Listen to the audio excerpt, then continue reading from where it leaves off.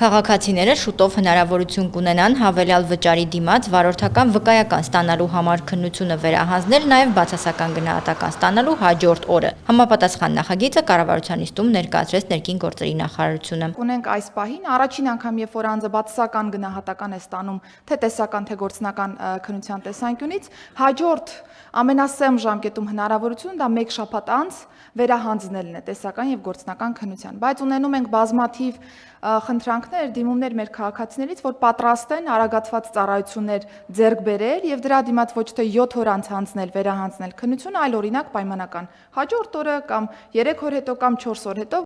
Ըստ այդմ առաջարկվում է առաջին անգամ բացասական գնահատական ստանալու դեպքում հաջորդ օրը քննությանը մասնակցելու համար սահմանել հավելյալ վճար, որը կկազմի 45,000 դրամ։ Բացասական գնահատական ստանալուց 3 օր հետո քննությունը վերահանձնելու դեպքում 30,000 դրամ։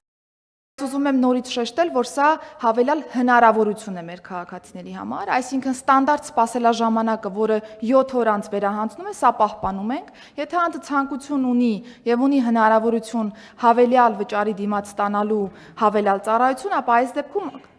թողնում ենք այս իրավական հնարավորությունը։ Եթե քաղաքացին երկրորդ անգամ է քննություն տալիս ու բացասական գնահատական է ստանում, ապա հավելյալ վճարի դիմաց 7-րդ օրը քննությանը մասնակցելու հնարավորություն կունենա։ Ինչ վերաբերում է հաջորդ քննություններին, ապա յուրաքանչյուր 14-րդ օրը հնարավորություն կլինի կրկին մասնակցել քննությանը։ Հաջորդ փոփոխությունը վերաբերում է հաշվառման ու վարորդական վկայագրի թվայնացմանը։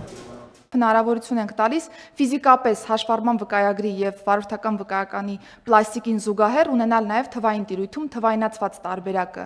այս վկայագրերի եւ ՀՀ տարածքում իրավաչափ համարել, թույլատրելի համարել նաեւ թվային տարբերակով վարորդական վկայականների եւ հաշվառման վկայագրերի շրջանառությունը։ Նշված փոփոխություններն ուժի մեջ կմտնեն ընթացիկ տարվա սեպտեմբերի 1-ից։ Աննա Գզիրյան, Armenpress։